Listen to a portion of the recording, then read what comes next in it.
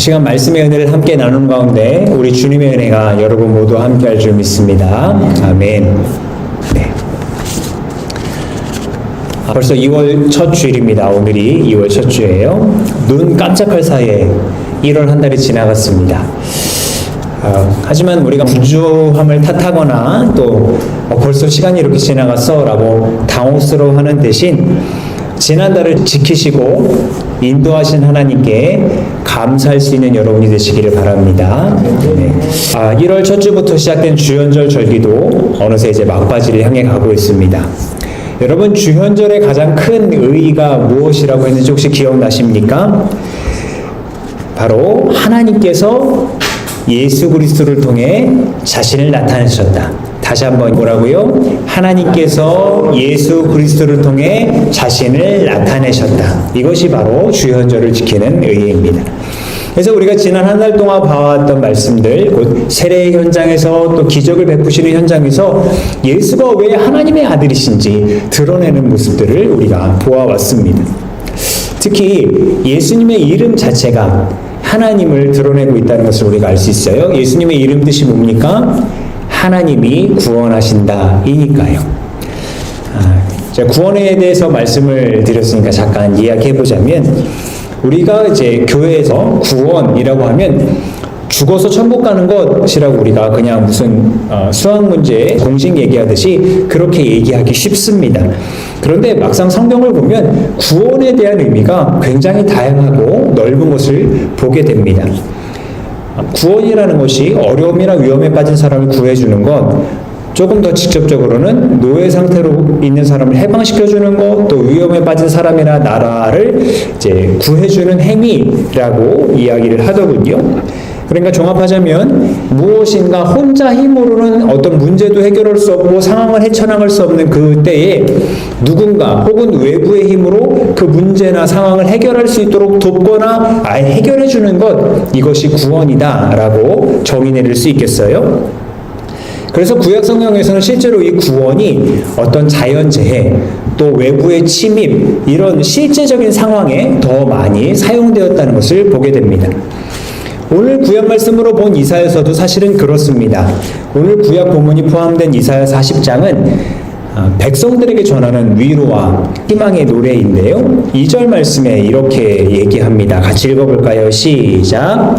예루살렘 주민을 격려하고 그들에게 일러주어라. 이제 복역 기간이 끝나고 죄에 대한 형벌도 다 받고 지은 죄에 비하여 갑절의 벌을 주님에게서 받았다고 외쳐라. 아멘. 그러니까 무슨 상황이냐면 바벨론이라는 강대국에 백성들은 물론 왕과 귀족들까지 다 끌려갔어요. 포로 생활을 하고 있어요. 고생하고 있어요. 그런데 그런 그들에게 이제 그 포로 생활할 날이 끝났다라고 선포해 주시는 거예요. 그래서 9절을 넘어가면 이렇게도 말씀합니다. 이것도 같이 읽어볼게요. 시작! 좋은 소식을 전하는 시온아, 어서 높은 산으로 올라가거라. 아름다운 소식을 전하는 예루살렘아, 너의 목소리를 힘껏 높여라. 두려워하지 말고 소리를 높여라. 유다의 성읍들에게 여기에 너희의 하나님이 계신다 하고 말하여라. 아멘. 자, 그러면 여기에 하나님이 계신다. 여기에 계시는 하나님이 누구이신지 또 우리가 살펴봐야겠죠. 이사야서 40장에서는 하나님을 이렇게 묘사합니다. 그는 땅의 기초를 세우시고 세상을 만드신 분이시래요. 하늘의 모든 별을 창조하시고 그 수를 다 세시는 분이라고 이야기합니다. 그래서 백성들이 아니 주님은 왜 우리의 사정도 모르시고 우리의 정당한 권리도 허락하지 않으십니까? 라고 불만을 토로하지만 그것은 백성들이 하나님을 잘 모르기 때문이다 라고 얘기해요. 왜냐하면 하나님은 영원하신 하나님이시고 지치지도 않으시고 피곤하지도 않으시고 자신을 의지하는 사람에게 힘을 주실 때 어떻게까지 주시냐면 독수리가 솟아오르는 것 같은 힘을 주시는 분이신데 왜 백성들을 외면하시겠냐 하는 거예요. 그래서 그런 하나님이 지금 유다 성읍에 계신다 하는 말은 저기서 포로 생활하고 있는 너희들을 이제 이 유다로 이끌어오겠다 하는 하나님의 놀라운 구원의 약속이었던 겁니다. 자, 다시 한번 우리 구원의 선포 읽어보겠습니다. 힘차게요. 시작. 비록 젊은이들이 피곤하여 지치고 장정들이 맥없이 비틀거려도 오직 주님을 소망으로 삼는 사람은 새 힘을 얻으리니 독수리가 날개를 치며 솟아오르듯 올라갈 것이요 뛰어도 지치지 않으며 걸어도 피곤하지 않을 것이다. 아멘. 그리고 이 말씀이 문자 그대로 이루어진 현장을 우리는 복음서에서 보게 됩니다. 지난주 말씀에 가버나움에서 예수께서 말씀을 선포하시고 귀신을 쫓아내시고 하니까 사람들이 권위 있는 새로운 가르침이다 라면서 놀라는 모습을 우리가 봤어요. 그 회당에서 이제 예수님께서 제자들과 함께 곧바로 어디론가 이동을 하셨는데 거기가 어딘가 하니 베드로의 집입니다. 시몬 베드로의 집이에요. 가버나움에 베드로의 집이 있다는 것은 지난주에 말씀을 드렸습니다만 오늘 이야기에서는 몇 가지 정보를 우리가 더 얻을 수 있어요. 먼저는 안식일의 규정에 따르면 이동할 수 있는 거리가 굉장히 제한적이었거든요. 그런데 예수님과 예수님의 제자들이 아무런 거리낌 없이 베드로의 집으로 확 갔다는 건 무슨 얘기일까요? 그 안식일의 규정에 위반하지 않을 정도로 베드로의 집과 회당이 굉장히 가까웠다고 우리가 생각해 볼 수 있는 거죠. 그리고 보통 유대인의 마을에서 회당은 마을의 중심에 있었습니다. 그러면 베드로의 집도 회당과 굉장히 가까울 정도로 그 마을의 중심에 있었다는 얘기예요. 그렇다면 실제로 베드로의 집안은 꽤나 그 마을에서 힘이 있는 집안이었을 거다라고 생각하기 쉽죠. 왜요? 마을의 중심에 있었고 회당의 바로 옆에 있었으니까요. 실제로 고고학자들이 발견한 바에 의하면 베드로의 집터가 굉장히 넓었다고 합니다. 그래서 그것을 가지고 베드로의 집안이 굉장히 부유했을 거다라고 짐작을 하기도 합니다. 자, 그런 집에 이제 예수님과 제자들이 들어갔는데 이 일행을 반겨 맞이할 사람이 없는 거예요. 무슨 일인가 봤더니 베드로의 장모님이 아파서 누워 있는 거예요. 열병이랍니다. 사람들이 이제 예수님께 가서 얘기해요. 시몬의 장모님이 아파서 누워 있습니다. 예수님이 곧바로 가셔서 그 여자의 손을 잡아 일으키셨어요. 어떤 일이 일어났을까요? 병에서 나았습니다. 안 나았으면 얘기 안 했겠죠. 자, 그래서 이 베드로의 장모님은 병에서 낫자마자 곧바로 예수님 일행의 시중을 들었어요. 그러니까 단순히 그냥 이제 병이 좀 좋아졌다가 아니라 일상생활을 할 정도로 완전히 회복이 된 겁니다. 자, 근데 이때 눈여겨보게 되는 것은 이제 베드로의 장모가 병이 나을 때 병이 떠나갔다라고 표현하고 있거든요. 마치 귀신이 떠나가는 듯한 이런 인상을 갖게 합니다. 아마 지난주 말씀, 회당에서 귀신을 쫓아내시는 것과 이후에 또 귀신들을 쫓아내시는 이런 모습들과 연결 지으려는 표현이 아니었을까, 단어 선택이 아니었을까 생각이 듭니다만, 그럼에도 우리가 주의할 점은 병과 귀신 들린 것과 오늘 본문에서는 엄연히 구분하고 있다는 점입니다. 자, 그러니까 제가 무슨 말씀을 드리고 싶은 거냐면 모든 육체의 질병이 귀신이 갖다 주는 거다라고 생각하는 건 곤란하다는 거예요. 그러니까 하나님께 우리의 질병을 고쳐주십시오라고 기도하는 것과 이 질병이 귀신에게서 왔구나라고 그 원인을 찾는 거는 완전히 다른 얘기라는 겁니다. 베드로의 장모님을 열병에서 고친 뒤에 시간이 좀 지났어요. 이제 날이 저물고 저녁 때가 됐습니다. 그런데 바깥을 보니까 수많은 사람들이 베드로의 집으로 몰려온 거예요. 여러분, 바른 말이 천리 간다고 하잖아요. 조금 전에 말씀드린 대로 안식일에는 사람들이 많은 거리를 이동하지 못했어요. 그런데 어떻게 예수님께서 가버나움 회당에서 사람들을 그렇게 고치시고 귀신을 내쫓으신 것을 알았을까요? 실제로 옮겨 다니진 않았지만 너무 그 놀라운 소식에 입에서 입으로 금세 가버나움 전체 마을에 예수님에 대한 소문이 퍼졌던 거예요. 그리고 날이 저물길 기다렸어요. 왜요? 안식일에는 많이 걸어갈 수 없으니까요. 날이 저물고 안식일이 끝나자마자 사람들이 다 병자들을 데리고 예수님이 계신 베드로의 집으로 몰려온 겁니다.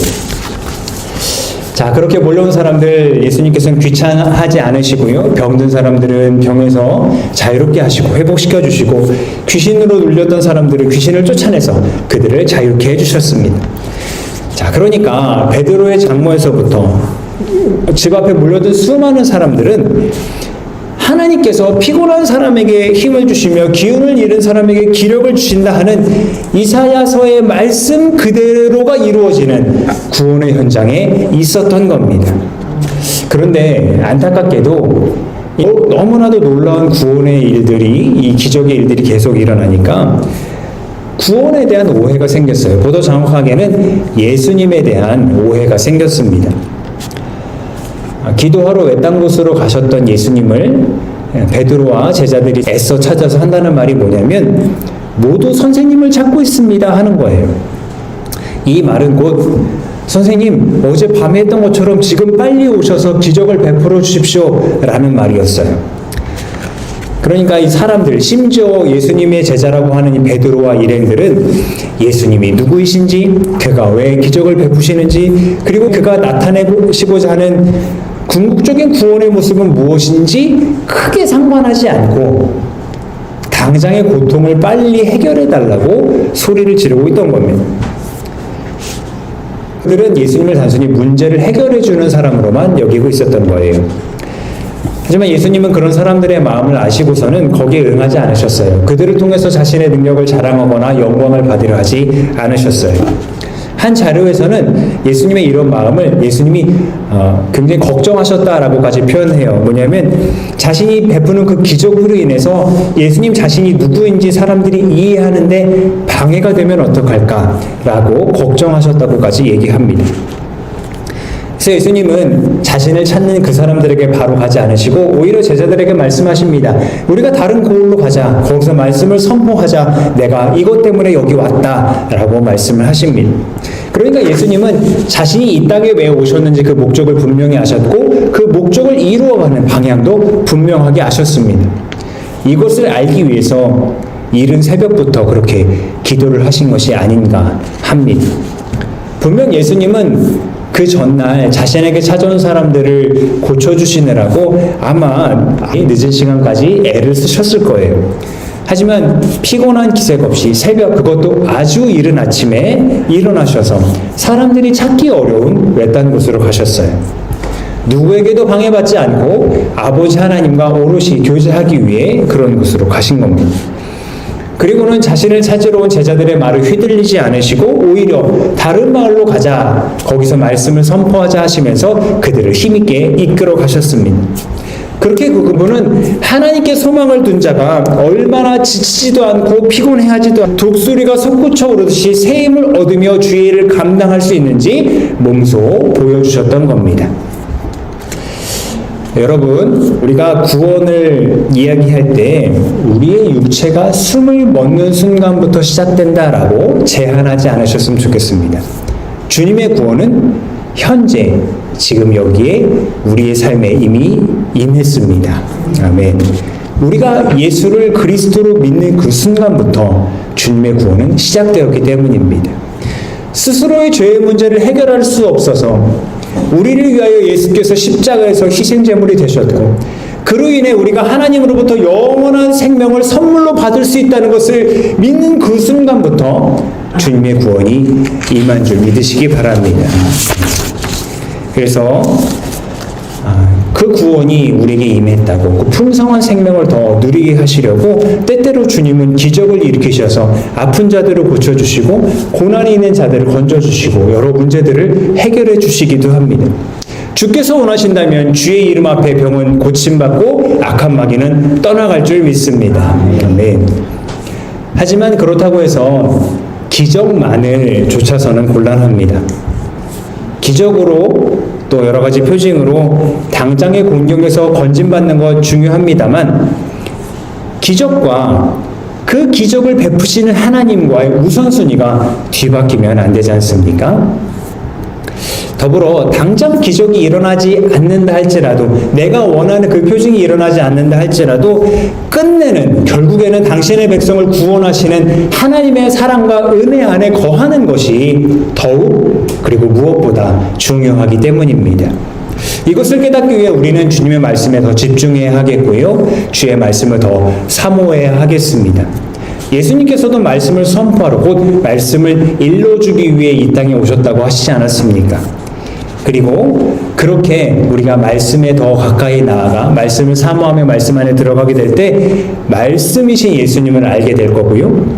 그 예수님을 알면 예수님을 통해서 자신을 드러내신 하나님을 알게 될 겁니다. 그리고 그렇게 하나님을 알게 되는 것이 바로 영생이라고 성경은 분명하게 증언하고 있습니다. 말씀 같이 읽어볼까요? 시작. 영생은 오직 한 분이신 참 하나님을 알고 또 아버지께서 보내신 예수 그리스도를 아는 것입니다. 아멘. 결국 이렇게 하나님을 만나서 그를 아는 것으로 인해 영생을 누리는 기쁨과 즐거움을 누리시고 그것이 우리의 힘이 되어 우리를 주의 구원받은 백성으로서 지금부터 영원까지 당당하게 살아가게 만들어줄 줄 믿습니다. 기도하겠습니다.